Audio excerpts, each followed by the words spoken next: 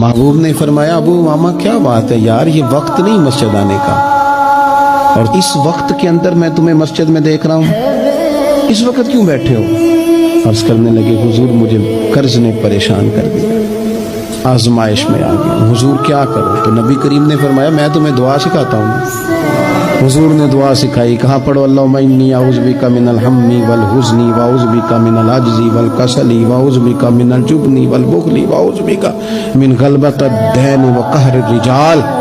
فرمائے اس دعا کو پڑھا کرو، اللہ خیر کر دے گا۔ حضرت ابو امامہ فرماتے ہیں لوگوں میں نے یہ دعا پڑھی، میرے نصیب دیکھو، پڑھی میں نے پر سیکھی میں نے ڈائریکٹ حضور سے۔ میں نے یہ دعا پڑھی، اللہ نے میرے قرضے بھی دور کر دیے اور میرے غم بھی سارے دور کر دیے۔